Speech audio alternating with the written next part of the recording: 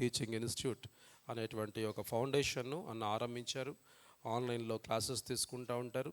దాంతో పాటుగా pastors training institute ఆ యొక్క సంస్థలో భాగంగా అనేక మంది పాస్టర్స్కి కూడా తర్ఫీదు ఇస్తూ ఉన్నారు దేవుని వాక్యం గురించి. మన మధ్యలోకి అన్న ఈరోజు వచ్చారు. అన్న వాక్యం పంచుకోండి. అన్న please welcome. We welcome you.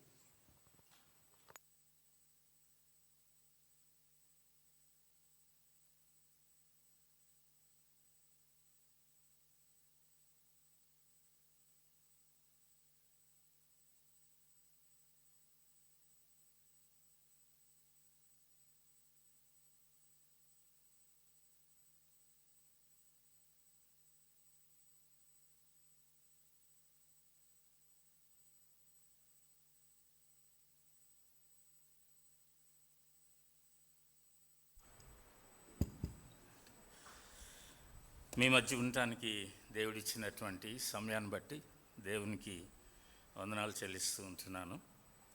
మొదటిసారిగా మీ సంఘంతో కలిసి దేవుని వాక్యాన్ని ధ్యానించేటువంటి కృపను, అవకాశాన్ని దేవుడిచ్చాడు. మరి మీ సంఘం యొక్క కాపరి కానీ, పెద్దలు కానీ, మరి ఎవరైనా కానీ వారందరికీ కూడా నేను ప్రత్యేకంగా వందనాలు చెల్లిస్తూ ఉంటున్నాను. తమ్ముడు నా గురించి చెప్పినటువంటి రీతిగా నా పేరు నిరీక్షణ్ రావు. నేను మిషన్ స్కూల్స్లో, సిఎస్ఐ మిషన్ స్కూల్స్లో 36 ఇయర్స్ తర్వాత రిటైర్ అయిపోయాను జాబ్ చేసి టీచర్గా. ప్రస్తుతానికి నేను ఒక బైబిల్ టీచర్గా ఉంటున్నాను. వివిధ బైబిల్ కాలేజెస్లో పాస్టర్స్ ట్రైనింగ్ కొరకు వాళ్ళకి టీచ్ చేస్తూ ఉంటాను. నేను దేవుడు నాకు ఇచ్చిన దర్శనాన్ని బట్టి, పిలుపుని బట్టి కూడా నేను ఆన్లైన్ బైబిల్ కోర్స్ ఒకటి కండక్ట్ చేస్తూ ఉంటాను. BTH కోర్సు, అది హెల్దీ బైబిల్ టీచింగ్ ఇన్స్టిట్యూట్ అనేటువంటిది స్టార్ట్ చేశాము. ప్రస్తుతానికి 2 బ్యాచెస్ నడుస్తూ ఉన్నాయి, మార్నింగ్ ఈవినింగ్ బ్యాచెస్. అంటే జాబ్ చేస్తున్నటువంటి వాళ్ళు రెగ్యులర్ కోర్సు చేయలేరు కాబట్టి ఆ విధంగా మేము ఆన్లైన్ కోర్సెస్ ఇస్తూ ఉంటాం. మీలో కూడా ఎవరైనా అలాంటి ఆన్లైన్ కోర్సెస్ చేయాలనుకుంటే మమ్మల్ని సంప్రదించవచ్చు. ఎందుకంటే ప్రతి ఒక్కరు కూడా దేవుని వాక్యాన్ని తెలుసుకోవటం అనేటువంటిది ముఖ్యం కాబట్టి దాని కొరకు మేము ఆ విధంగా మరి క్రైస్తవ విశ్వాసులందరికీ సహాయపడుతూ ఉంటాం. నేను చాలామందికి తెలుసు, ఖమ్మంలో నేను చాలా కాలం నుంచి ఉంటూనే ఉన్నాను. కాకపోతే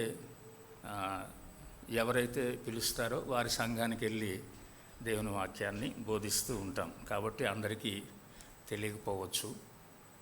ఇక్కడ కొంతమంది EU బ్యాక్గ్రౌండ్ వాళ్ళు ఉన్నారు, వాళ్ళకి తెలుసు నేను. తర్వాత జాన్ బాబు కూడా తెలుసు నేను చాలా కాలం నుండి. కాబట్టి నాకు నా భార్య నాతో పాటు ఉన్నారు ఇక్కడ. తర్వాత నాకు 3 పిల్లలు. వారు వివిధ ప్రదేశాల్లో వివాహాలు అయిపోయి వాళ్ళు వాళ్ళ కుటుంబాలతో ఉంటూ ఉన్నారు. పెద్ద పాప చెన్నైలో ఉంటుంది, రెండో పాప మనాలిలో ఉంటుంది, బాబు వాడు బాంబేలో ఉంటాడు. వాళ్ళ కుటుంబాలతో వాళ్ళు వాళ్ళ సంఘ పరిచర్యలో మరియు వారు జాబ్స్ చేసుకుంటూ అక్కడ యాక్టివ్గా ఉంటూ ఉన్నారన్నమాట. ఇది మా యొక్క బ్యాక్గ్రౌండ్. Okay, right. వాక్యాన్ని చదువుకుందామా? రైట్. యోహాను సువార్త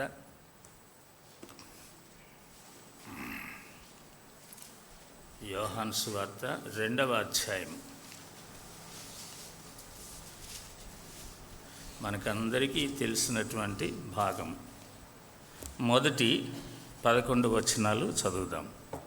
యోహాను సువార్త 2వ అధ్యాయము మొదటి 11 వచనాలు. మార్చి చదువుదామా? నేను ఒక వచనం చదువుతాను, మీరు ఒక వచనం చదవండి. 3వ దినమున గలిలయలోని కానా అను ఊరిలో ఒక వివాహం జరిగెను.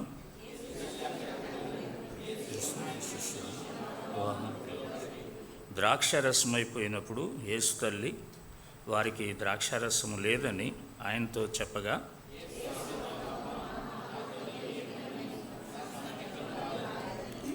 ఆయన తల్లి పరిచారకులను చూచి, ఆయన మీతో చెప్పినది చేయుడనెను.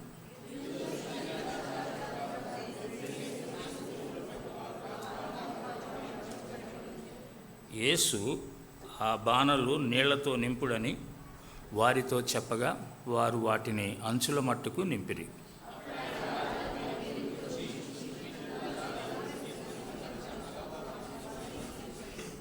ఆ ద్రాక్షారసం ఎక్కడి నుండి వచ్చినో ఆ నీళ్లు ముంచి తీసుకొని పోయిన పరిచారకులకే తెలిసినది కానీ విందు ప్రధానికి తెలియకపోయాను గనక, ద్రాక్షారసమైన ఆ నీళ్లు రుచి చూసినప్పుడు ఆ విందు ప్రధాని పెండ్లి కుమారుని పిలిచి,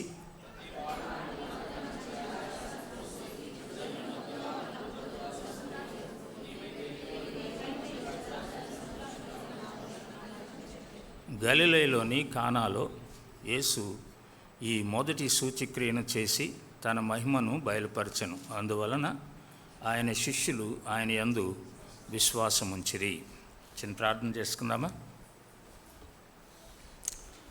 దయగలిగిన ప్రభువా, ప్రేమ కలిగిన తండ్రి, ఈ నీ పరిశుద్ధ దినమున, నీ పునరుత్థాన దినమున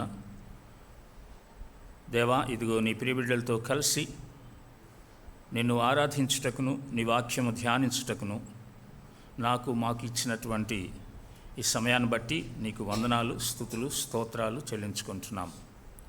దేవా, అయోగ్యులం తండ్రి, దేనికి పనికిరాని వారమైనటువంటి మమ్ములను ప్రభు అయిన యేసుక్రీస్తు వారిలో మీరు మమ్మల్ని జ్ఞాపకం చేసుకొని ఆయన శిలువ మరణ పునరుత్థానాల ద్వారా మాకు అనుగ్రహించినటువంటి గొప్ప రక్షణను బట్టి మేము నిన్ను స్తుతిస్తూ ఉంటున్నాం. యేసుక్రీస్తు వారి యొక్క తగ్గింపు స్వభావం మేము ఈ దినము వినటానికి మీరు కృప చూపారు, జ్ఞాపకం చేసుకోవటానికి.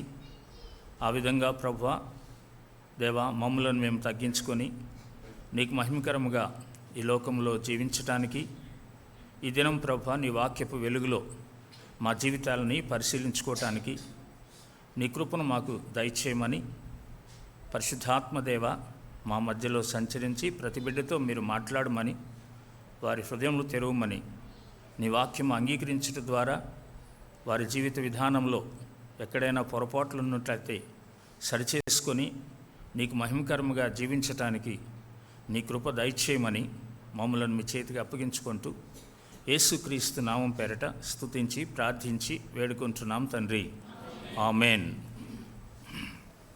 ఓకే, ఇది అందరికీ బాగా పరిచయమైనటువంటి ప్యాసేజ్ కదా. ఎప్పుడు చదువుతారు దీన్ని? పెండ్లైనటువంటి వాళ్ళు ఎంతమంది ఉన్నారు? మీ వివాహాలు ఇది చదవలేదా? చదవకపోతే అది వివాహం అనబడదే. మామూలుగా అయితే మనకి ఎక్కువగా ఈ ప్యాసేజ్ చదవందే వివాహం చేయరాళ్ళు కదా. వాస్తవానికి మరి ఎందుకు అట్లా చేస్తారో నాకు అర్థం కాదు, కానీ దేవుని వాక్యాన్ని మనము ప్రత్యేకంగా కొన్ని సందర్భాలకి ఇది సరిపోద్ది అని అనుకుంటూ ఉంటామన్నమాట. కానీ అట్లా ఏం లేదు, అన్ని సందర్భాలకి దేవుని వాక్యం మనం అప్లై చేసుకోవచ్చు మనకున్నటువంటి పరిస్థితులను బట్టి. సో ఇది నాన్న మీకు చదవటానికి ఉద్దేశం ఏంటంటే, దానిలో ఉన్నటువంటి అద్భుతమైనటువంటి వాక్యమును మనం గ్రహించటానికి, మన జీవితాలు సరిచేసుకోవటానికి దేవుడు సహాయపడతాడని నేను ఆశపడుతూ ఉంటున్నాను. వివాహ సందర్భంలో జరిగినటువంటి సన్నివేశం ఇక్కడ మనం చూస్తూ ఉంటున్నాం.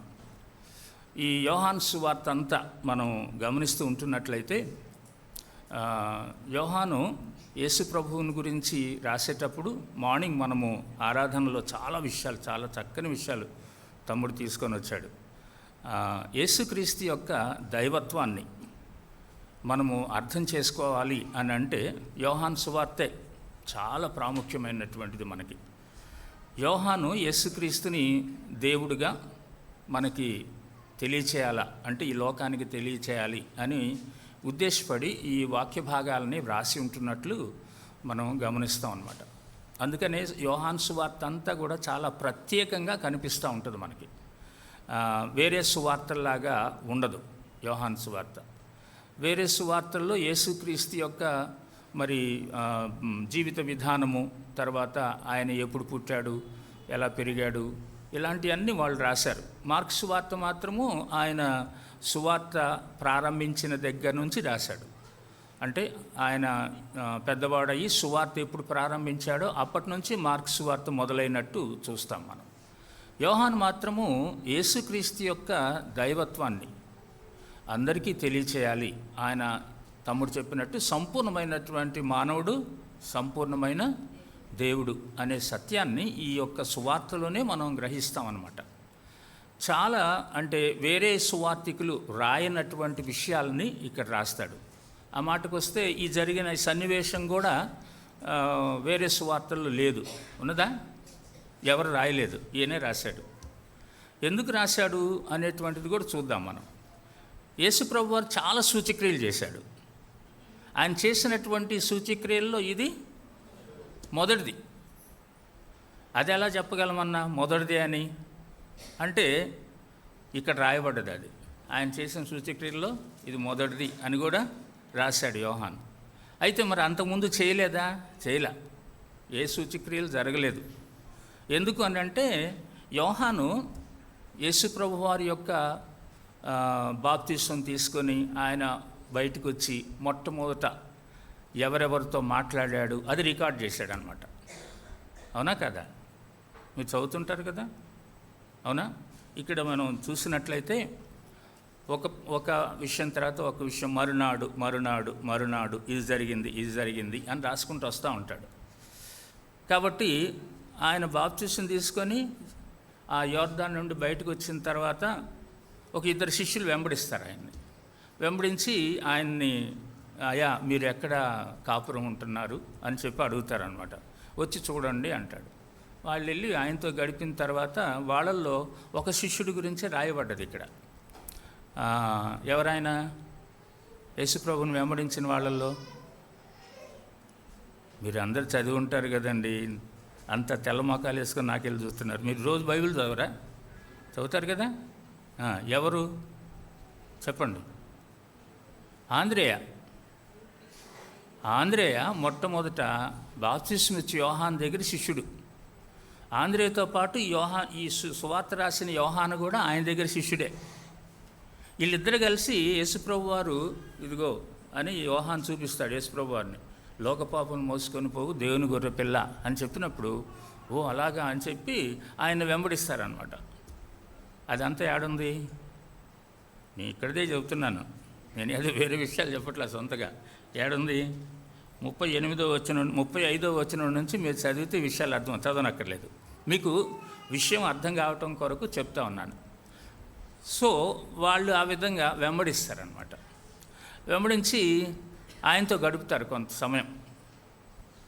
ఆ తర్వాత ఈ ఆంద్రే ఏం చేశాడంటే, అరే అయితే మరి ఇది మా సహోదరుడికి చెప్పాలా అనే ఉద్దేశంతో, ఎవరాయన సహోదరుడు?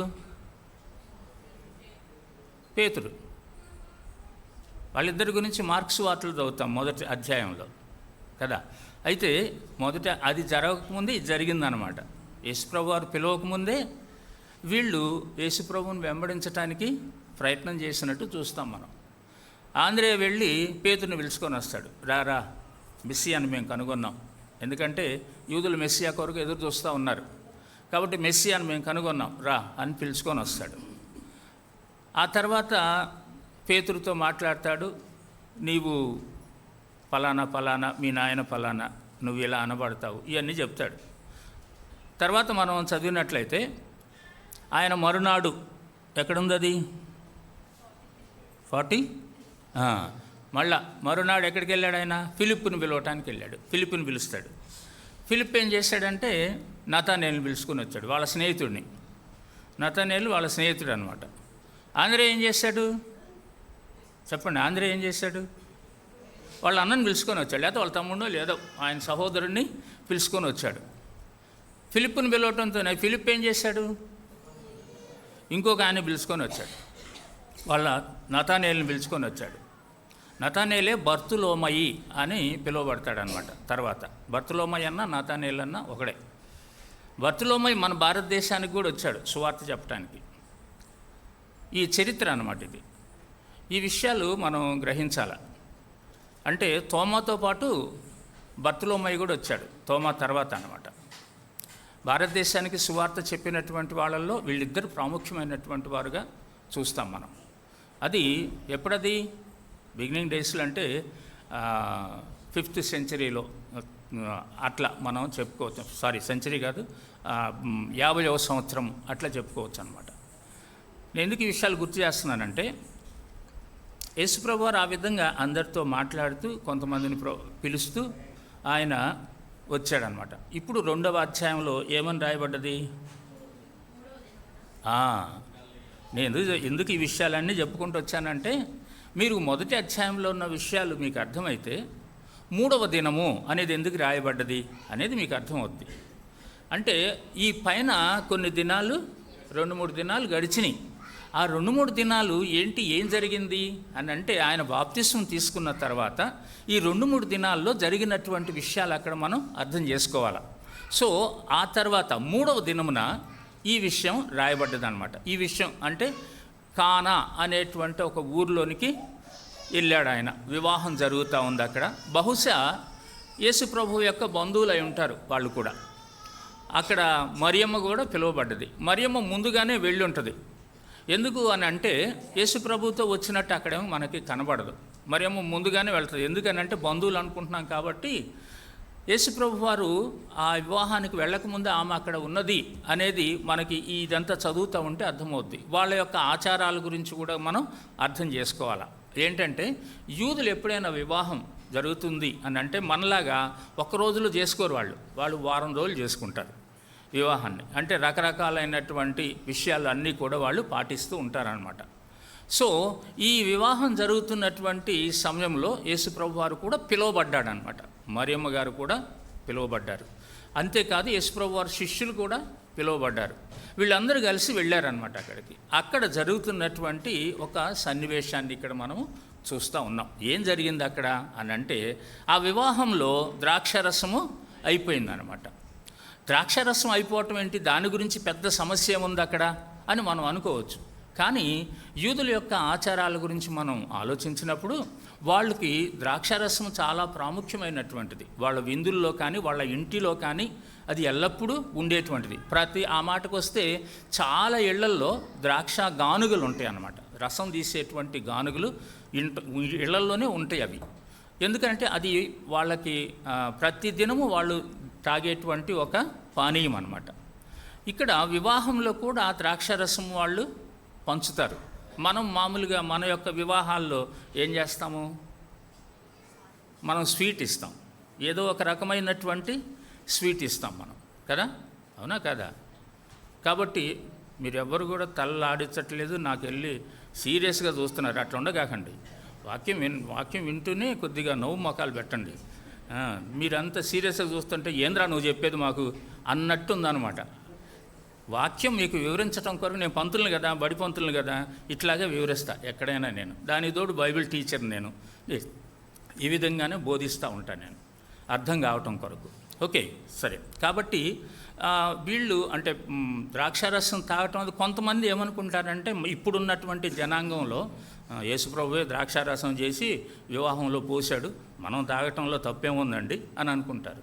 ఇక్కడ యేసుప్రభు చేసింది పులియని ద్రాక్షారసం. ఎప్పుడైనా ద్రాక్షరసం పులిస్తేనే మత్తు పదార్థం అవుతుంది అది. సో కాబట్టి ఈయన ద్రాక్షరసం ఎందుకు చేశాడు ఏంటి అవన్నీ చూద్దాం మనం ఇక్కడ. ఇప్పుడు ఒక సమస్య అన్నమాట.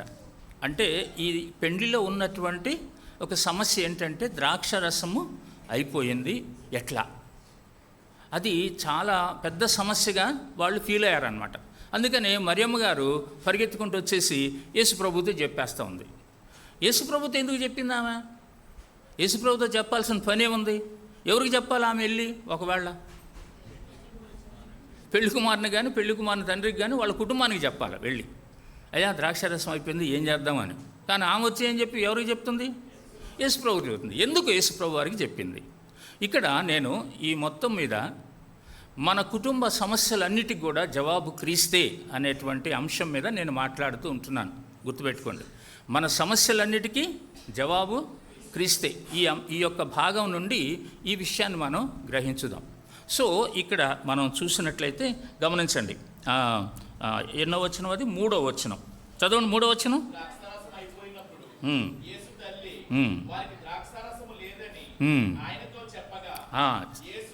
తాగండి.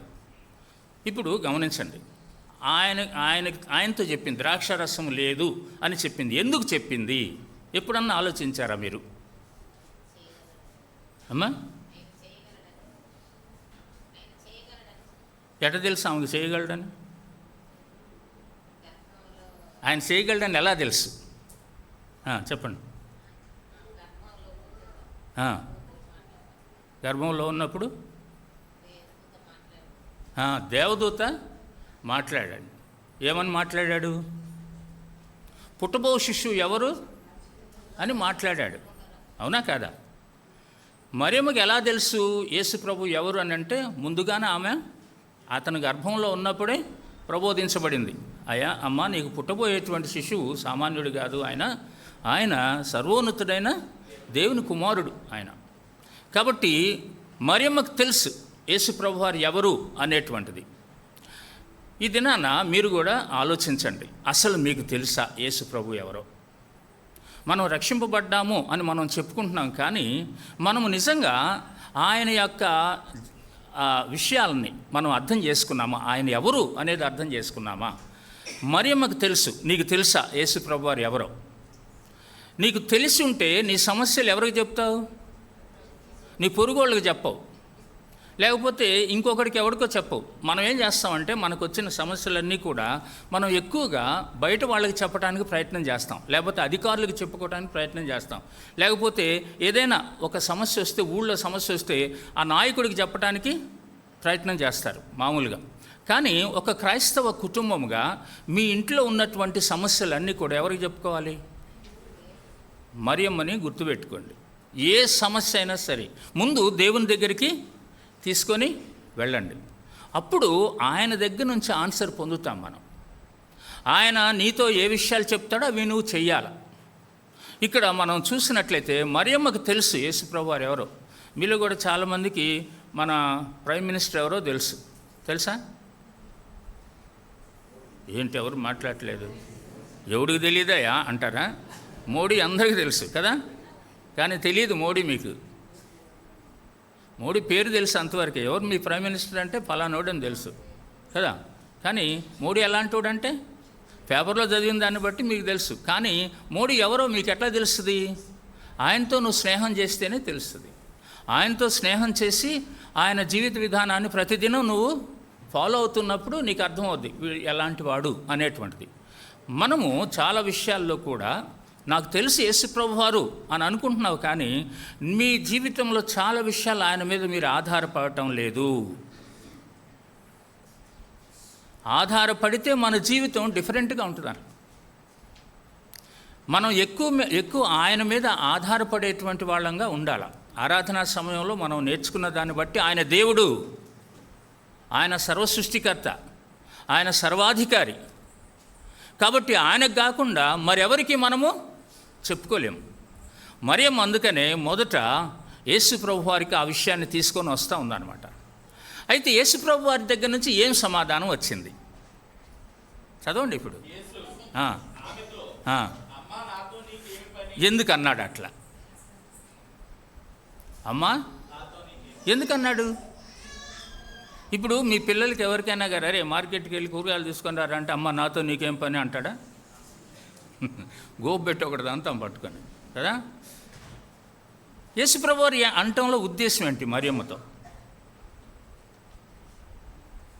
గమనించండి, దేవుని బిడ్డలారా ఆలోచించండి.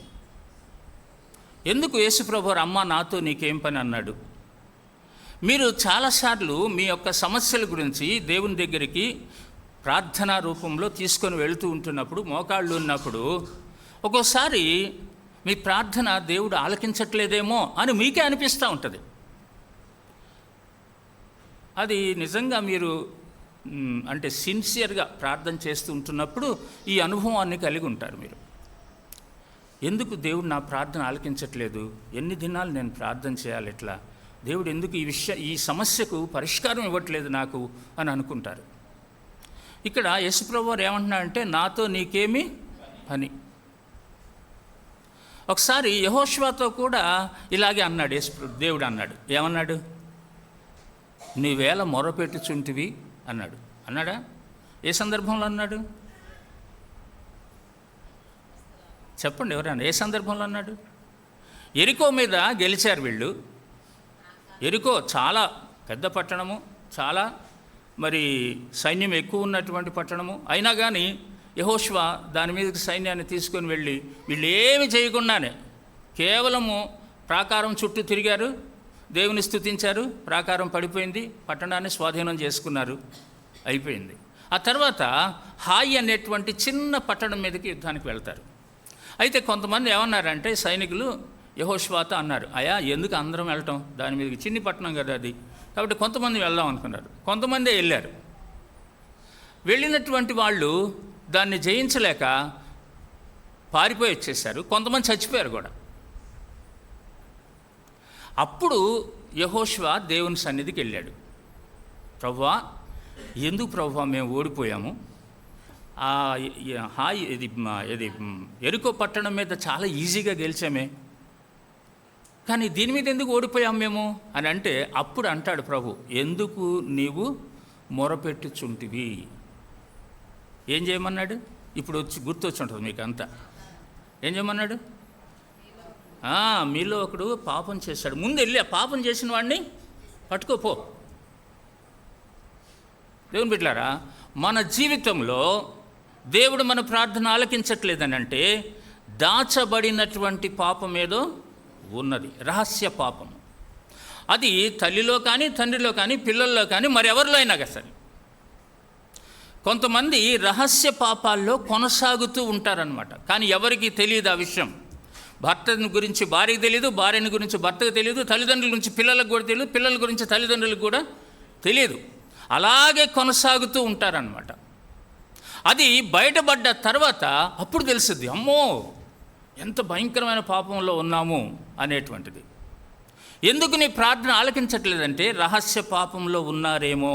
గుర్తుపెట్టుకోండి, చాలామంది రహస్య పాపములు అంటే జారత్వం అనేటువంటి పాపంలో ఉంటారు. జారత్వం అంటే తెలుసా? ఏం తమ్ముళ్ళు జారత్వం అంటే? ఎప్పుడు ఆలోచించలేదన్నా? ఆ పదం బైబిల్లో చదువుతుంటాం కానీ ఆలోచించరు కదా. మీరు ఇంటికి వెళ్ళిన తర్వాత డిక్షనరీ తీసి చూడండి, మామూలు dictionary, English dictionary, English Telugu కానీ ఇంగ్లీష్ కానీ. పెళ్ళి కాకుండా అక్రమ సంబంధం కలిగి ఉంటే అది జారత్వ పాపం. ఇప్పుడు అర్థమైపోయి ఉంటుంది కొంతమంది యవనస్తులకి. ఏంటది? Love affairs.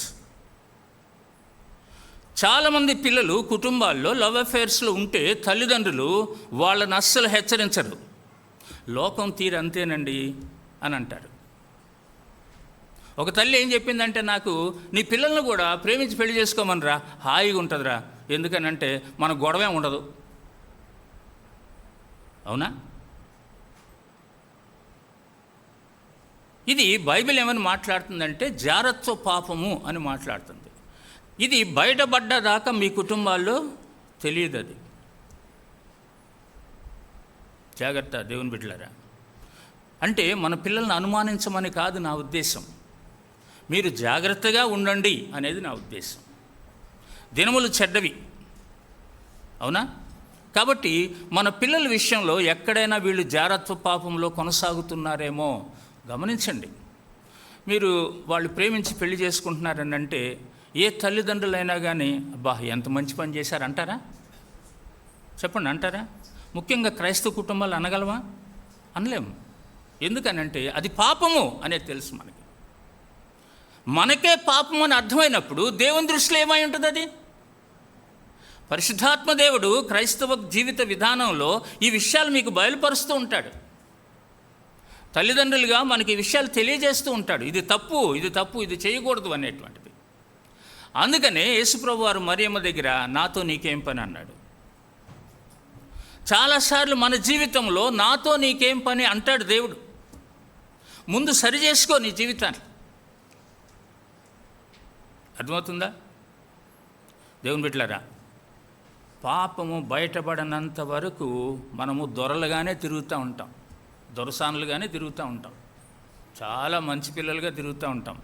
బయటపడితేనే అర్థమవుతుంది. మీకు తెలుసో తెలియదో మీకు గుర్తు చేస్తున్నాను నేను. ఒకసారి హైదరాబాద్లో ఒక అమ్మాయిని ఒకటి తీసుకొని వెళ్ళి ఆ గుట్టల్లో తీసుకొని వెళ్ళి చంపేశాడు. పోలీసు వాళ్ళ ఇన్వెస్టిగేషన్లో మొత్తం బయటకు వచ్చింది. వాడిని కూడా పట్టుకున్నారు. అయితే వాళ్ళ తల్లిదండ్రుల దగ్గరికి వెళ్ళారు. ఆ అమ్మాయి తల్లిదండ్రుల దగ్గరికి వెళ్ళారనమాట. చనిపోయిన అమ్మాయి తల్లిదండ్రుల దగ్గరికి వెళ్ళి పోలీసు వాళ్ళు అడిగారు వాళ్ళ తల్లిదండ్రులే, అమ్మా మీ పాప ఎవరితో అయినా స్నేహం చేస్తా అంటే, లేదండి మా పాప ఇక్కడ తల ఉంచుకుందంటే కాలేజీలో తల ఎత్తుద్దండి, అంత మంచి పాప అండి మా పాప అలాంటిది అని చెప్పారనమాట. అయితే వాడు సీసీ ఫుటేజీలు పట్టుకొని వచ్చాడు పోలీసు వాడు. ఆ సీసీ ఫుటేజీల్లో చూపించాడు, మీ పాప ఎవరితో పోతుంది, ఒక అబ్బాయితో మోటార్ సైకిల్ ఎక్కి పోతూ ఉంది. నువ్వేమని చెప్తున్నావు, మా పాప ఏడ తల దించుకుంటే ఆడ తల ఎత్తుద్దని చెప్తున్నావు నువ్వు. అంటే నీ పాప నువ్వు నమ్ము, నీ కాదంటలేదు. అదే సమయంలో మీ పాప ఏం చేస్తుంది అనేది నువ్వు గ్రహించకపోతే ఎట్లా? ఈ అబ్బాయితో స్నేహం చేసింది, ఈ అబ్బాయి తీసుకెళ్ళిపోయి చంపేశాడు. ఎవడు మళ్ళీ ఆ పిల్లోడు? రోజు వాళ్ళ ఇంటికి వచ్చే పిల్లోడే, రోజు వాళ్ళ ఇంటికి వచ్చే పిల్లోడే, ఆంటీ ఆంటీ అని వాళ్ళ ఇంట్లో తిరుగుతున్న పిల్లోడే. మనకు తెలియకుండానే మన పిల్లలు మనల్ని మోసం చేసే స్థితిలో ఉంటారు ఈ దినాల్లో. ప్రియమైనటువంటి వారులారా, నేను మీరు పిల్లలందరినీ అనుమానించండి అని చెప్పట్లేదు, నేను జాగ్రత్తగా ఉండండి అని చెప్తున్నాను. మీరు ఇలాంటివి మనసులో ఇక్కడ కుటుంబంలో పెట్టుకొని మీరు దేవుని దగ్గరికి వెళ్ళేసి దేవుడు నా కార్యాలు చేయట్లేదంటే కాదు. ఏ తప్పు చేశామో, ఎవరి వలన తప్పు జరుగుతుంది, అది కుటుంబంలో ఎవరైనా సరే. యెహోషువ అక్కడ ఆకాన్ను పట్టుకున్నాడంటే వాళ్ళ కుటుంబం మొత్తం వచ్చేసింది సీన్లోకి. ఆ కుటుంబం మొత్తాన్ని ఏం చేశాడు దేవుడు? అందరికీ శిక్ష పడ్డదా కదా? కాబట్టి కుటుంబంలో ఒక్కరు తప్పు చేసినా, అది తండ్రి కానీ తల్లి కానీ కుమార్తె కానీ కుమారుడు కానీ ఒక్కరు తప్పు చేసినా ఎవరికి వస్తుంది? కుటుంబం మొత్తానికి వస్తుంది. కాబట్టి కుటుంబం మొత్తం ఈ విషయంలో బాధ్యత వహించవలసిన వారుగా ఉంటున్నారన్నమాట. దేవుని బిడ్డలారా గమనించండి. అందుకనే చాలాసార్లు మన ప్రార్థన దేవుడు వినుటలేదేమో. అందుకని యెషయా గ్రంథంలో కూడా చదువుతాం మనం 58వ అధ్యాయంలో, రక్షింపనేరకి ఉండునట్లు ఆయన హస్తము కురుచ కాలేదు, విననేరకి ఉండునట్లు ఆయన చెవులు మందము కాలేదు, కానీ మీకును మీ దేవునికిని ఏమడ్డొచ్చినాయి? మీ పాపములు అడ్డొచ్చినాయి. దేవుని బిడ్డలారా, మనము పాపము చేయలేదు అని అనుకుంటే మనలను మనమే మోసపుచ్చుకుంటాం. చాలాసార్లు ఇలాంటివి చెప్తూ ఉంటున్నప్పుడు సంఘంలో ఆయుడు నా గురించి కాదు ఎవడి గురించో చెప్తున్నాడు అని అనుకోవచ్చు. కానీ పరిశుద్ధాత్మ దేవుడు మీతో మాట్లాడుతున్నప్పుడు మీ రహస్య పాపాలు మీకు గుర్తు చేస్తున్నప్పుడు మీరు ఒప్పుకోవాల్సినటువంటి బాధ్యత మీ మీద ఉన్నదనేది మర్చిపోవద్దు. ఇది క్రైస్తవ సంఘములో విశ్వాసులే ఉంటారు, అవిశ్వాసులు ఉండరు. విశ్వాసులైనటువంటి వారిలో పాపము ఉండొచ్చు, కానీ దాంట్లో కొనసాగేటువంటి పరిస్థితి ఉండకూడదు. అర్థం చేసుకోండి. పాపములో కొనసాగే పరిస్థితి ఎవరిలో ఉండకూడదు. ఒకవేళ నేను పొరపాటున పడిపోయానన్న పాపంలో అంటే ఉండలేవు దాంట్లో. నీవు పందిలాగా నువ్వు దాంట్లో బురదలో ఆనందించలేవు. గొర్రెలాగా దాంట్లో నుంచి బయటికి వచ్చేయటానికి ప్రయత్నం చేస్తావు. కాబట్టి పాపములో కొనసాగుతున్నటువంటి జీవితం మీలో ఎవరిలైనా ఉన్నట్లయితే, ఒకరినొకరు మోసం చేసుకుంటున్న జీవితం ఉన్నట్లయితే విడిచిపెట్టండి.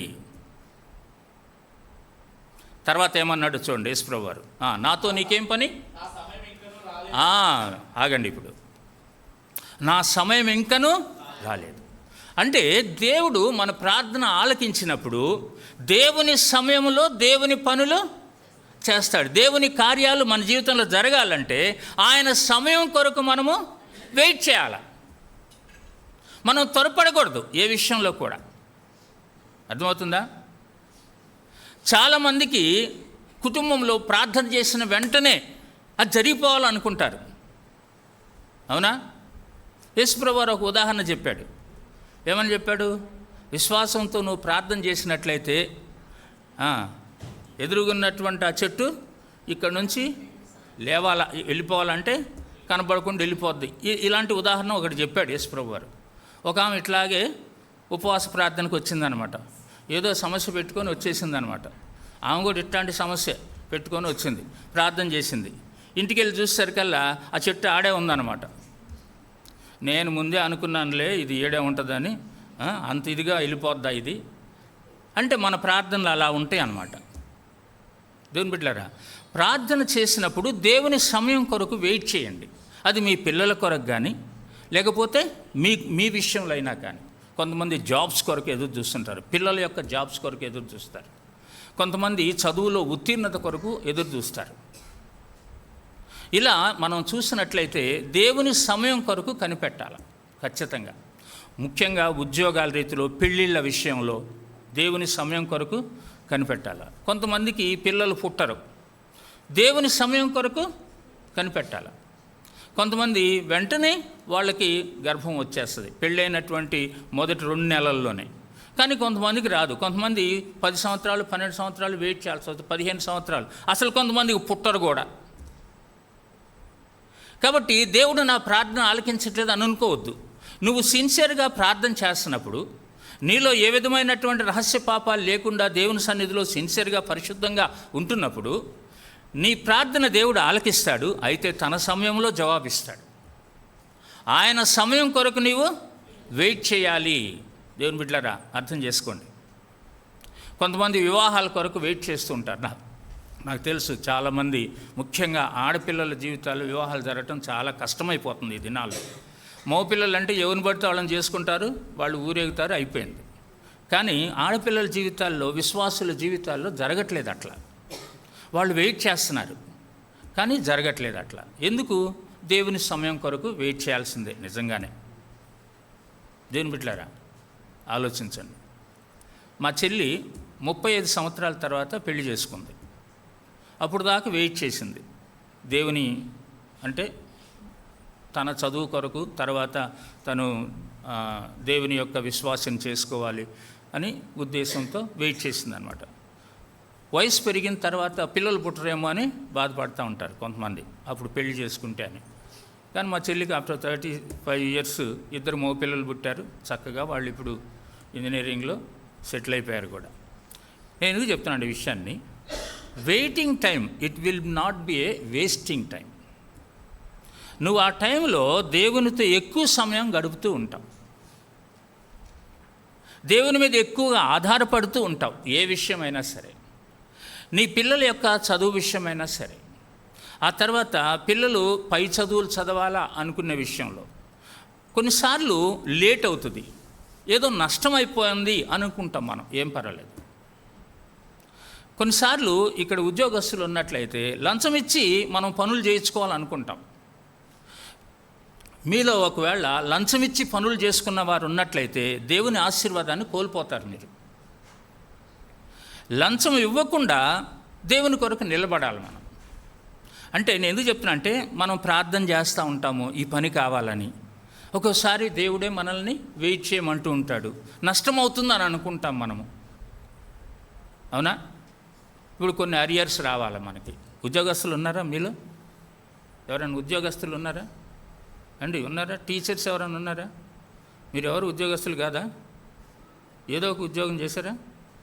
అంతా మేము హౌస్ వైఫ్స్మేనా అంటారా? Okay, thank you. నేను టీచర్గా పనిచేసి రిటైర్ అయ్యాను కదా, అందుకు చెప్తున్నాను. నేను ఇలాంటి ఫేస్ చేశాను కాబట్టి.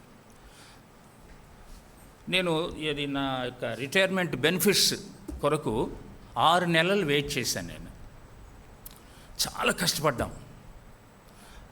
6 నెలలు జీతం లేకుండా, పెన్షన్ రాకుండా ఒక ఉద్యోగస్తుడు ఉండాలంటే, పిల్లల యొక్క చదువుల విషయం కానీ, నా పిల్లలు అప్పుడు చదువుతూ ఉన్నారు. ఎలా చెప్పండి?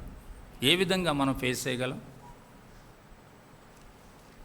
అంటే దేవుని కొరకు వెయిట్ చేయాలి. దేవుని బిడ్డగా మనం వెయిట్ చేయాల్సిందే. నష్టం కనిపిస్తూ ఉంటుంది మనకి. అప్పుడు కొంతమంది ఏమన్నారంటే, అన్న ఆడికి 200 పడేస్తే ఈ గొడవ అంతా ఉండేది కాదుగా.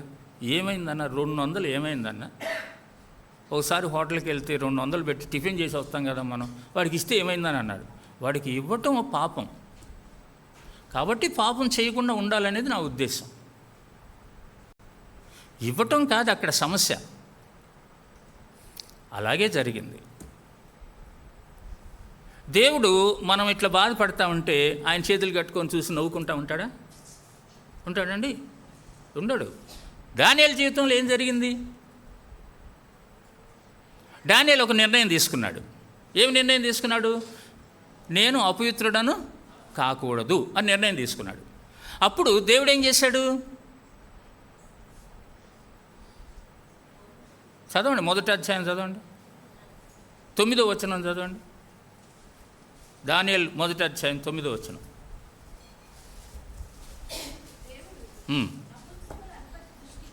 నపుంసకుల అధిపతి దృష్టికి ఏమనుంది అక్కడ? దానియేలునకు కృపా కటాక్షమునందని అనుగ్రహించెను. ఏముందడా పైన ఉంది 8th verseలో?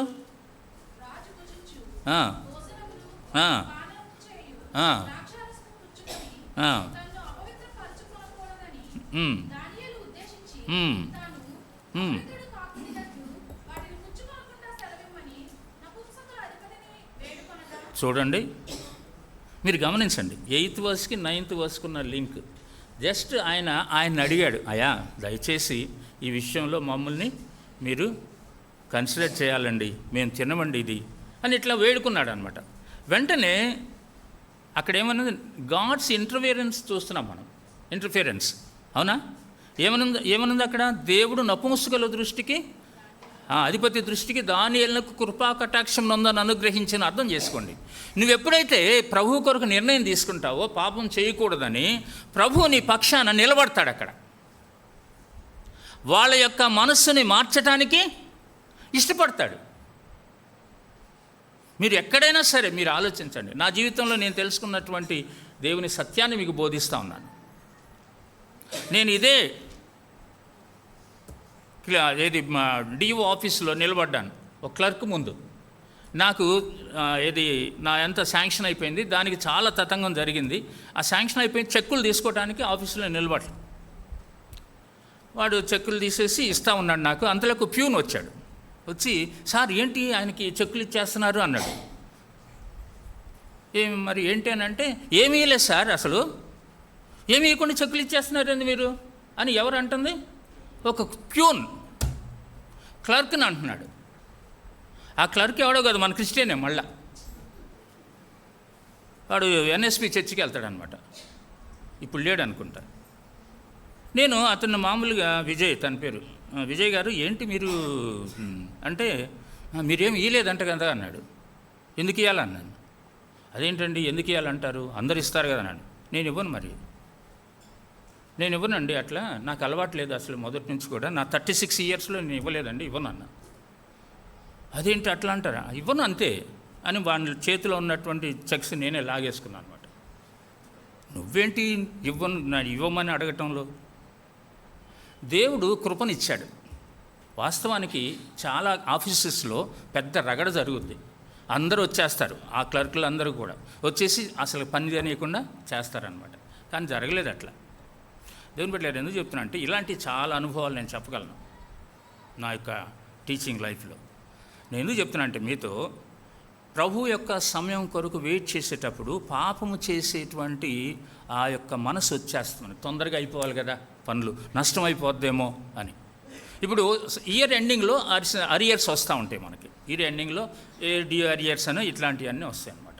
అప్పుడు శాంక్షన్ చేయాలి అని అంటున్నప్పుడు డబ్బులు అడుగుతారు ఖచ్చితంగా వాళ్ళు. ఆఫీసెస్లో వాళ్ళు డబ్బులు ఇవ్వండి, మేము అసలు శాంక్షన్ చేయమంటారు, సంతకాలు పెట్టమంటారు. మా టీచర్స్ అందరూ కూడా డబ్బులు ఇచ్చేస్తారు, నేను ఇయ్యను. పెద్ద గొడవ. ఎందుకనంటే, నువ్వు ఎందుకు ఇవ్వు, అందరు ఇస్తున్నారు కదా, అందరు ఇచ్చిన దాంతో నువ్వు ఎట్లా అనుభవిస్తావు దాన్ని, అది కూడా పాపమే కదా అని ఇట్లా మాట్లాడుకొస్తారనమాట.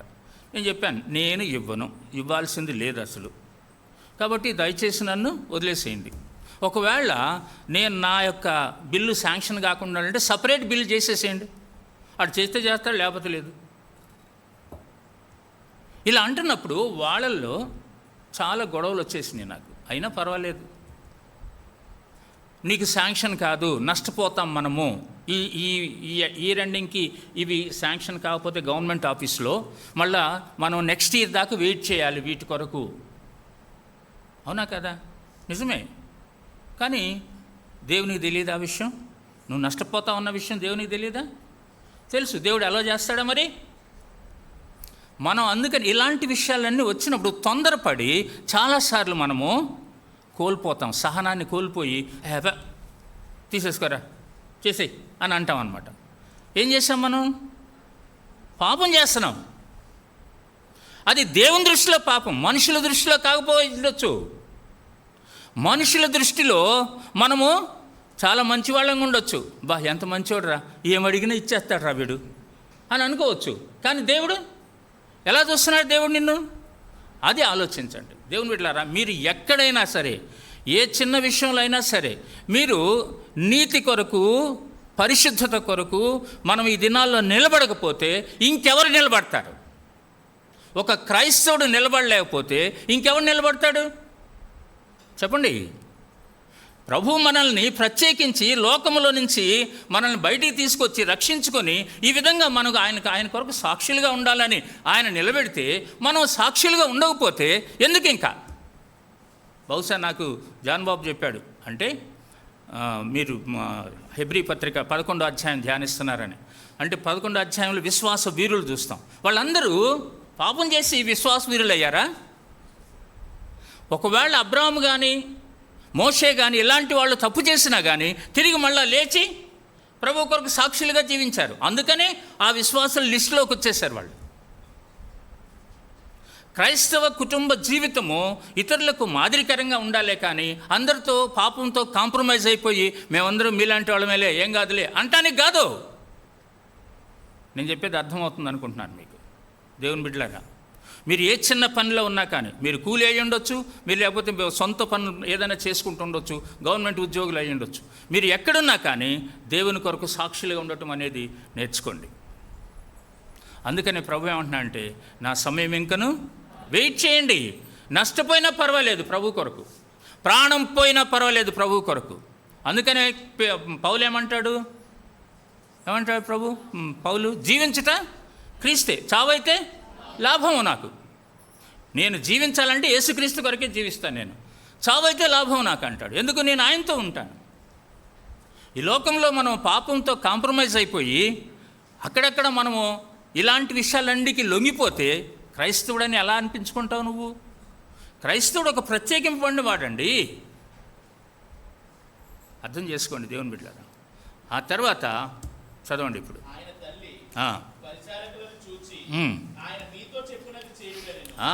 ఏమంటున్నాడు? ఆయన తల్లి ఏమంటుందంటే, ఆయన మీతో చెప్పునది చేయండి.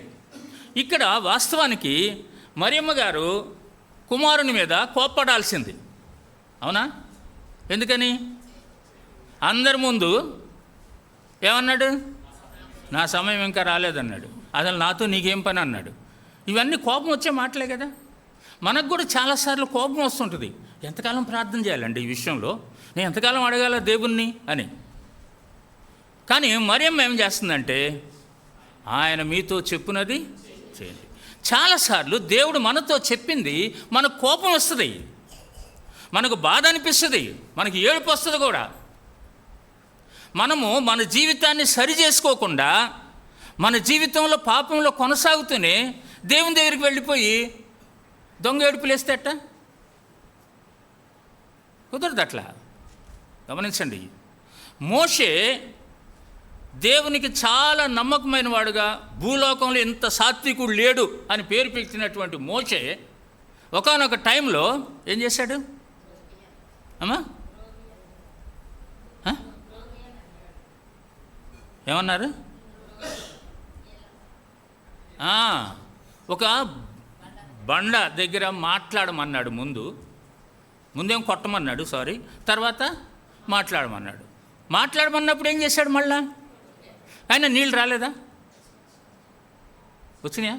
కొడితే నీళ్ళు రాకూడదుగా, మరి దేవుడు చెప్పింది కాదు కదా. మాట్లాడండి. ఎందుకు మరి? ఏమైంది? దేవుడు చెప్పిన మాట వినకపోతే ఎందుకు జరిగింది అక్కడ పని? చాలాసార్లు మీరు కూడా దేవునికి విరుద్ధంగా, దేవుని చిత్తానికి వ్యతిరేకంగా పనులు చేసినా కానీ అక్కడ కార్యం జరిగిపోద్ది, పని అయిపోద్ది, సక్సెస్ అయినట్టు ఉంటుంది, కానీ ఆశీర్వాదం ఉండదు. మోషేతో ఏమన్నాడు? నీళ్ళు వచ్చేసినాయి, ప్రజలందరూ దాగారు, అయిపోయింది. ప్రభు ఏమన్నాడు? నా ప్రజల ముందు నీవు నన్ను మహిమపరచలేదు, కాబట్టి వాగ్దానం చేయబడినటువంటి ఆ దేశంలోనికి నీవు వెళ్ళవు, చూస్తావు, కానీ దూరం నుండి చూస్తావు అంతే. అసలు నిజంగా ఆ సిచ్యుయేషన్ ఒక్కసారి మీరు అర్థం చేసుకోండి. మోషే గురించి మనం చాలా గొప్పగా చెప్పుకుంటుంటాం కదా. దేవుడు ఆ విధంగా మోషేతో చెప్పినప్పుడు మోషే మనసు ఎలా ఉందో ఒక్కసారి ఆలోచించండి. ఏమై ఉంటుంది? ఎలా ఫీల్ అయి ఉంటాడు మోషే? నన్ను ఎంత పొగిడినటువంటి దేవుడు నన్ను వెళ్ళొద్దు అంటున్నాడు ఆడకని. అవునా? చాలాసార్లు ఇలాంటి ఉదాహరణలు బైబిల్లో చాలా ఉన్నాయండి మనకి. మన లైఫ్ సిచ్యుయేషన్స్కి అన్నిటికీ సరిపోయినటువంటి ఉదాహరణలు ఈ 66 పుస్తకాల గ్రంథంలో ప్రభు మన కొరకు రాయించాడు. మనం ఎక్కడో బయట ఎవరినో ఉదాహరణ తీసుకొని అక్కర్లేదు. ఇవి బైబిల్ బాగా చదివితే చాలా విషయాలు ఉన్నాయి మనకి. అందుకనే ఏమంటాడు కొరింథీయులకు రాస్తూ పౌలు ఏమంటాడు 10వ అధ్యాయంలో, ఇదిగో ఇవన్నీ దృష్టాంతములుగా మన కొరకు రాయబడ్డాయి, మీరు ఒకవేళ వీటిని చేసినట్లయితే ఎంత నష్టపోతారు మీరు అనేది మీకు తెలియటం కొరకు రాయబడ్డది. కాబట్టి వీటిని చూసినప్పుడు, ఇలాంటివి జరుగుతున్నప్పుడు వీటి నుండి బయటికి రావాలా మనం అనేది మనకు ఒక లెసన్ అనమాట. మోషేని కూడా మనం అట్లా ఆలోచించినప్పుడు, మోషే అంతటోనే దేవుడు నువ్వు ఆ కానాను దేశంలో ప్రవేశించవురా బాబు అని చెప్పాడనంటే, ఆఫ్టర్ ఆల్ మనం ఎంత పరలోక రాజ్యంలో ప్రవేశించగలమా? అందుకనే దేవుని బిడ్డలారా, ఆయన సమయంలో ఆయన కార్యాలు చేస్తాడు. అదే సమయంలో ఆయన మీతో చెప్పున్నది చేయండి. నష్టమై ఉండొచ్చు, కష్టమై ఉండొచ్చు, నీకు కష్టమవుతుండొచ్చు ఆయన చెప్పినటువంటి విధానం, ఆయన చెప్తున్నటువంటి విధానము నీ జీవితంలో కష్టంలాగా ఉండొచ్చు, కానీ అదే చేయాలి మనం. కష్టమైన నష్టమైన ఏడుపు వచ్చినా మనం చేయాల్సింది ఆయన చెప్పినదే చేయాలి. మనం వాక్యానుసారమైనటువంటి జీవిత విధానాన్ని మనం అర్థం చేసుకోవాలి. గమనించండి దేవుని బిడ్డలారా. కాబట్టి మరియమ్మ ఏమంటుందంటే, ఆయన మీతో చెప్పునది చేయండి. ఇది నా ఒక నిర్ణయం తీసుకుందాం. నష్టమైన ప్రభువా, కష్టమైన నా ప్రాణం పోయినా కానీ మీరు చెప్పింది నేను చేస్తాను ప్రభువా. అలాంటి నిర్ణయం తీసుకుంటే దానికి కట్టుబడి జీవించటానికి ప్రభు నీకు సహాయం చేస్తాడు. దేవుని బిడ్డలారా గమనించండి. అయిపోయింది కానీ తర్వాత ఏమంటున్నారు చూడండి అక్కడ. ఇక్కడ యూదుల శుద్ధీకరణ ఆచారం అంటే వాస్తవానికి ఆ రాతి బాణలు ఎందుకు ఉన్నాయి అక్కడ? ద్రాక్షరస బాణలు కాదు అవి. కొంతమంది ఏమనుకుంటారంటే ద్రాక్షరసం పోసుంటారు ఆ బాణల్లో, అందుకని ఆ ద్రాక్షరసం కొరకు పెట్టారేమో బాణ. కాదు, యూదుల శుద్ధీకరణాచార ప్రకారము 2-3 తూములు పట్టు 6 రాతి బాణులు అక్కడ ఉంచబడి ఉన్నవి అని అంటాడు. అంటే మీరు లేవీ కాండంకి వెళ్ళినట్లయితే, వద్దులే ఇప్పుడు వెళ్ళొద్దు, అక్కడ మీకు శుద్ధీకరణ ఆచారము అనేది ఆ కాండంలో మనం చదువుతాం. ఏంటి శుద్ధీకరణ ఆచారము? చాలా రకాలైనటువంటి శుద్ధీకరణ ఆచారాలు ఉన్నాయి యూదులకి.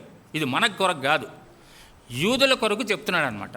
యూదుల శుద్ధీకరణ ఆచార ప్రకారం 2-3 తూములు పట్టు 6 రాతి బాణులు అక్కడ ఉన్నాయి.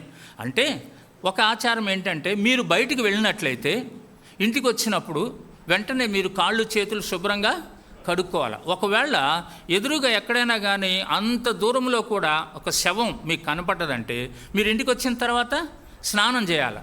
ఇట్లాంటి ఆచారాలన్నీ ఉన్నాయన్నమాట.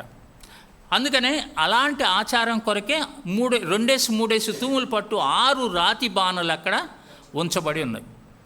గమనించండి. అంతేగాని ద్రాక్షరసం కొరకు కాదవి. ఇక్కడ ఏం చేశాడంటే వాటిని నీళ్లతో నింపండి అని అక్కడున్నటువంటి పనివారితో చెప్పాడు. మరేమేమంది? అయ్యా ఆయన మీతో ఏది చెప్తే అది చెయ్యండి, నేనేం మాట్లాడిన ఇక్కడ అని వెళ్ళిపోయినట్టుంది. కాబట్టి ఆయన ఏం చేశాడు?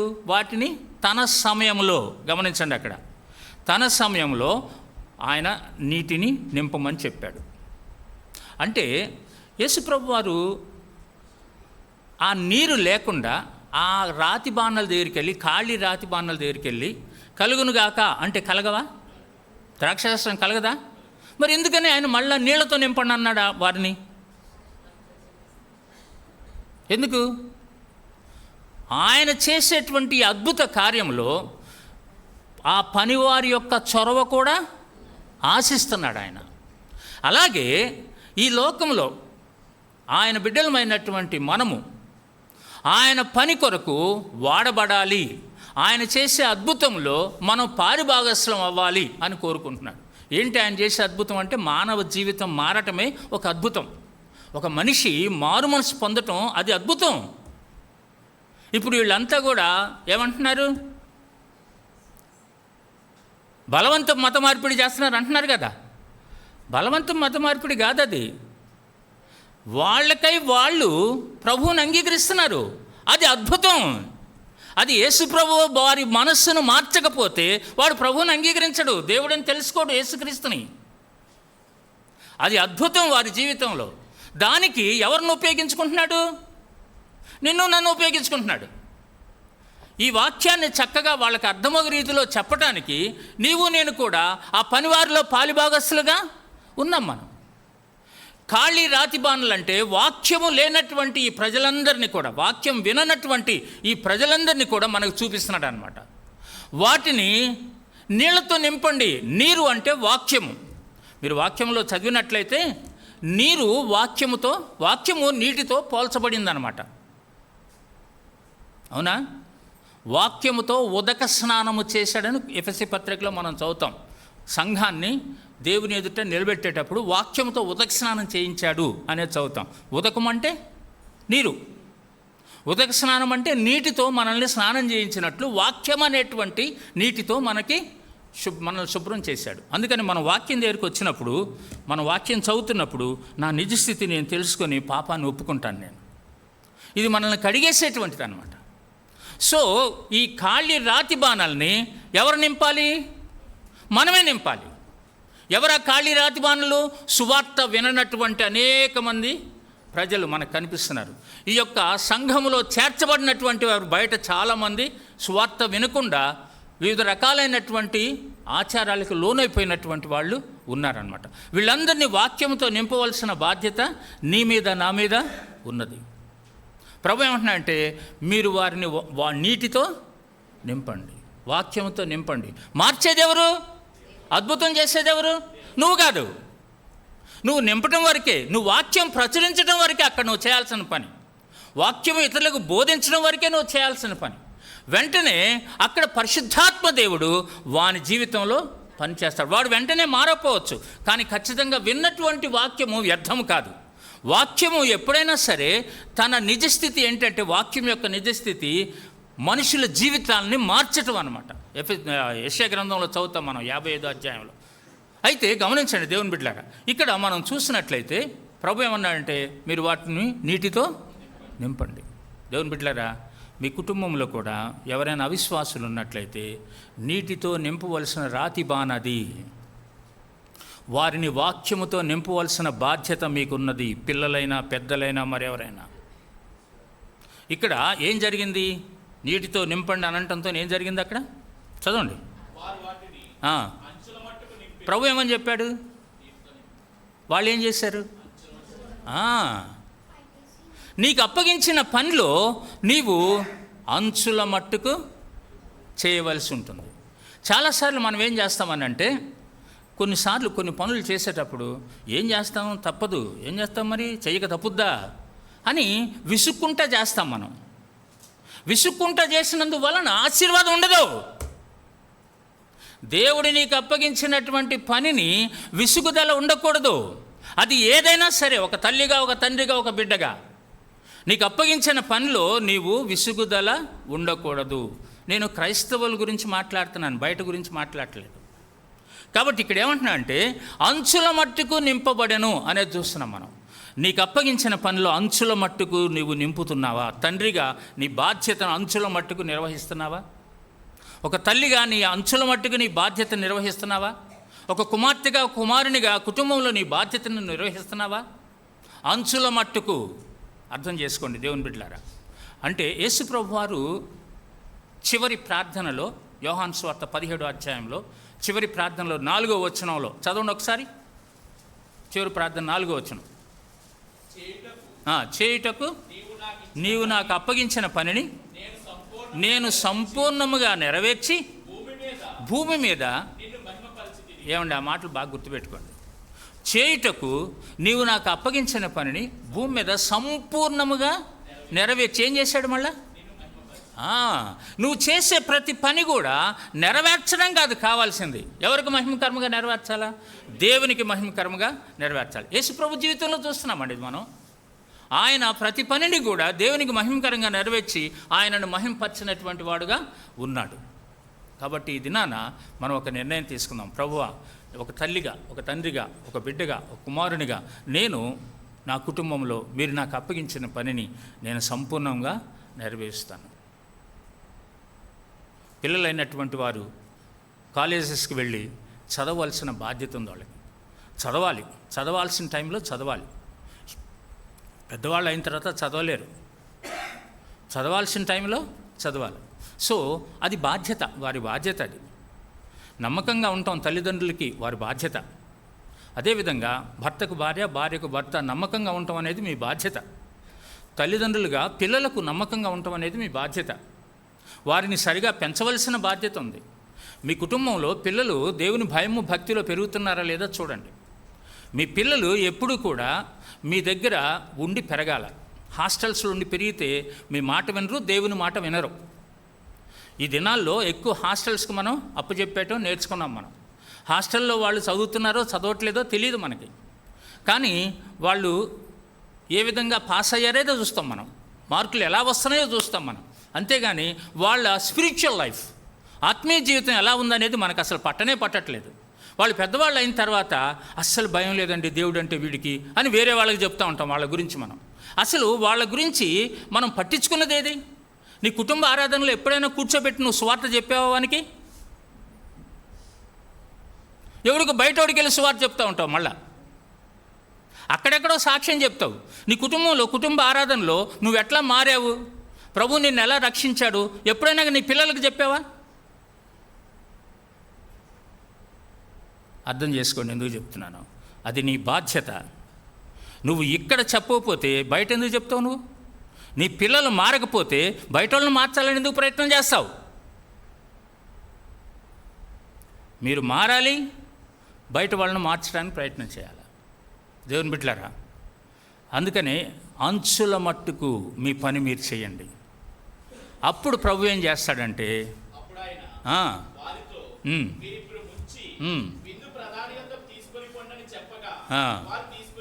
చూడండి దేవుని బిడ్డలారా, వాళ్ళు చేయాల్సిన పని వాళ్ళు చేశారు. ప్రభు ఏమంటున్నాడంటే ముంచి తీసుకొని పోండి, అంతే, ఇక అయిపోయింది, అద్భుతం. మీరు చేయాల్సిన పని మీరు చేస్తే దేవుడు చేయాల్సిన పని చేసేస్తాడు ఖచ్చితంగా. మీరు చేయాల్సిన పని మీరు చెయ్యకుండా ఊరికి దేవుణ్ణి బ్లేమ్ చేయొద్దు. దేవుడు మార్చట్లేదు, దేవుడికి నేను ప్రార్థన చేస్తున్నాను కానీ ఈ పిల్లలు ఇంతే ఉంటున్నారు, వద్దు. అట్లాంటి దేవుని నువ్వేం బ్లేమ్ చేయలేవు. నీవు అంచుల మట్టుకు నీ పని చెయ్యి, నమ్మకంగా, పాపం లేకుండా పరిశుద్ధంగా జీవించు. పాపాన్ని ప్రోత్సహించవద్దు ఏ విషయంలో కూడా. ఉన్నది ఉన్నట్టుగా చెప్పు పిల్లలకి. అబద్ధం ఆడొద్దు పిల్లల దగ్గర, తల్లిదండ్రుల దగ్గర కూడా అబద్ధం ఆడొద్దు పిల్లలు. వాక్యానుసారమైన జీవితాన్ని గురించి మాట్లాడుతున్నాను నేను. దేవుని బిడ్డలారా, మన ఇంట్లో సమస్యలకి కారణాలు ఏంటనేది చెప్తున్నాను నేను. కాబట్టి ప్రభు ఏమంటున్నాడంటే అద్భుతం చేసేసాడు ప్రభు అక్కడ. ఇప్పుడు ఏం జరిగిందని అంటే అక్కడ ఉన్నట్టు అప్పుడు అందరూ వడ్డించేశారు, అందరూ తాగారు. ఇప్పుడు విందు ప్రధాని అంటే చీఫ్ అన్నమాట. అంటే ఆ విందుకు ఎవరో చీఫ్ గెస్ట్గా పిలువబడ్డారనమాట. అతను వచ్చి ఏమంటున్నాడు చూడండి.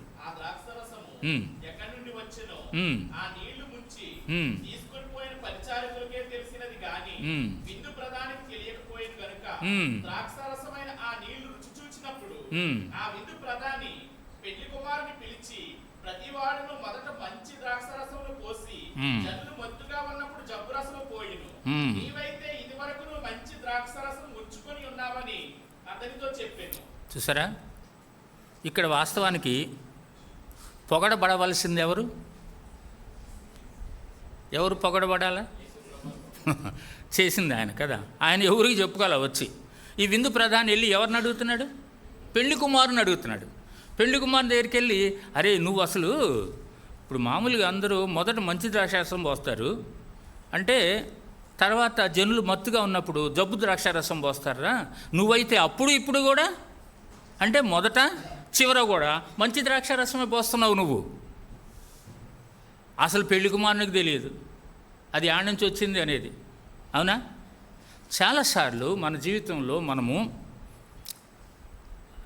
ఏ విషయమైనా పొగడబడాలి అని అనుకుంటున్నప్పుడు మనమే చెప్పుకుంటాం, నా గురించి ఏం చెప్పట్లేదు ఏంది నువ్వు, నేను లేకుండా నీ పని అంత అయిందా అని అనుకుంటాం మనం. యేసుప్రభు వారు అక్కడ వచ్చి నా గురించి ఏం చెప్పలేదు ఏంది నువ్వు అన్నాడా చీఫ్తో? లేకపోతే పని వాళ్ళతో అన్నాడా? నేనే కదా ఇదంతా చేసింది, మీరు వెళ్ళి చెప్పండి అన్నాడా? ప్రభు ఎప్పుడు కూడా అలా చెప్పడు. ఆయన చేసిన పనిని ఆయన బయటికి చెప్పమని చెప్పడు. ఆయన కుష్ఠరోగులను స్వస్థపరిచినప్పుడు కూడా, ఒక కుష్ఠరోగిని స్వస్థపరిచినప్పుడు ఏమంటాడు? నువ్వు ఎవరికి చెప్పొద్దు, నువ్వు ముందు వెళ్ళి మోషే ధర్మశాస్త్రం చొప్పున కానుకలు అర్పించు అని అన్నాడు. అంటే ఎవరికి చెప్పడానికి ఆయన ఇష్టపడ్డావు. దేవుని బిడ్డలారా, మనమేం చెప్పుకుంటామంటే మనం చేసేది ఎంత, చెప్పుకునేది ఎంత ఉంటుంది అన్నమాట. దాచబడినటువంటి జీవిత విధానం ఇది. ఈ యొక్క ట్రాన్స్లేషన్ చేసినట్టు, ఈ బైబిల్ని ట్రాన్స్లేట్ చేసినటువంటి వాళ్ళ పేర్లు ఏమైనా ఉన్నాయా బైబిల్లో? కానీ మనం దినం చదువుకొని, మన భాషలో చదువుకొని, మనం అర్థం చేసుకొని ఏం చేస్తున్నాం? దేవుణ్ణి స్తుతిస్తున్నాం. మన బ్రతుకు కూడా అలా ఉండాలి. మనం ఎప్పుడు కూడా మనకు పేరు ప్రతిష్టలు రావాలని చేయొద్దు. మనం ఉద్యోగాలు చేసిన చోట కూడా మన గురించే చెప్పుకోవాలా? మనం ఇంత కష్టపడితే మన గురించి ఒక మాట అన్న చెప్పడింది, అది క్రైస్తవ జీవిత విధానం కాదు. అది గుర్తుపెట్టుకోండి.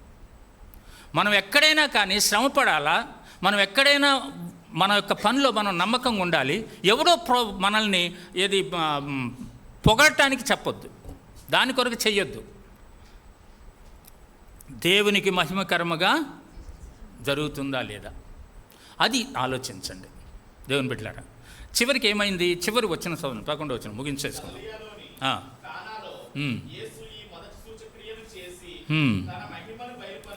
ఏమని చూస్తున్నాం అక్కడ మనం? ఈ మొదటి సూచక్రియ చేసి తన మహిమను బయలుపరిచాడు. అప్పుడు దేవుని బిడ్డలారా, క్రైస్తవ జీవితంలో మనం ఏ పని చేసినా కానీ ఇతరులు ప్రభువు దగ్గరికి రావాలి. ఇతరులు మనం చేసే పనులు చూసి ప్రభువుని మహింపరచాలి. ఇతరులు మనం చేసే పనులను చూసి ప్రభువునందు విశ్వాసం ఉంచాలి. ఇది మన దృక్పథమై ఉండాలి, మన అంతిమ గోల్ అయి ఉండాలి. నువ్వు ఏ పని చేసినా కానీ, నువ్వు ఇంట్లో కానీ బయట కానీ, నువ్వు ఏ పని చేసినా కానీ ఎవరు మహిమ పొందాలి? ఆ విధంగా జీవించడానికి దేవుడు తన కృపను మనకు అనుగ్రహించునుగాక. చిన్న ప్రార్థన చేసి ముగిస్తాను. దయచేసి తల వంచి కళ్ళు మూసుకుందాం. ఒకవేళ ప్రభువు నిన్ను ఏ విషయంలో అయినా సరే నిన్ను గద్దిస్తూ ఉంటున్నట్లయితే, నీ హృదయ స్థితిని నీకు తెలియజేస్తూ ఉంటున్నట్లయితే, రహస్య పాపాలు ఎక్కడైనా ఉంటున్నట్లయితే దేవుని సన్నిధిలో ఒప్పుకో, విడిచిపెట్టు. దేవుడు నిన్ను ఆశీర్వదిస్తాడు. దేవుని ఆశీర్వాదం పొందాలంటే పాపమును దాచిపెట్టుకొని నీ జీవితంలో నీవు కొనసాగాలంటే ఆశీర్వాదం రాదు. నీ కుటుంబం ఆశీర్వదించబడాలంటే రహస్య పాపాలు ఒప్పుకో. ఆయన మనతో చెప్పినది మనం చేయాలి. ఆయన మనకు అప్పగించిన పనిలో అంచుల మట్టుకు మనం నింపాలి. ఆయనకే మహిమకరంగా మనం జీవించాలి, మనం మెప్పు పొందటానికి కాదు. ఈ సత్యాన్ని గుర్తించి మన హృదయాల్ని ప్రభువుకు సమర్పించుకుందాం. దయగల ప్రభువా, ప్రేమ కలిగిన తండ్రి, నీకు స్తోత్రాలు. నీ బిడ్డలతో కలిసి నీ వాక్యాన్ని విపులీకరించడంలో కృప చూపారు, నీకు వందనాలు. ఎవరెవరైతే ప్రభు ఈ సమయంలో నిర్ణయాలు తీసుకుంటున్నారో వారితో మీరుండండి. నీకు మహిమకరంగా వారు జీవించుటకు సహాయం చేయండి. నీ బల్లలో మేము చేయి వేసేటప్పుడు మా జీవితాలు పరిశీలించుకొని మా రహస్య పాపాల్లో ఉంటే వాటిని విడిచిపెట్టి నీకు మహిమకరముగా నీ శరీర రక్తములలో పాలు పొందేటువంటి గొప్ప కృపను మాకు అనుగ్రహించమని యేసుక్రీస్తు నామం పేరట స్తుతించి ప్రార్థించి వేడుకుంటున్నాను తండ్రి. ఆమేన్. ఆమేన్. అలాగే మనం మోకరించి ప్రభువులో యోగ్యముగా పాల్గొందాం. వాక్యానుసారంగా మన హృదయాలను మనము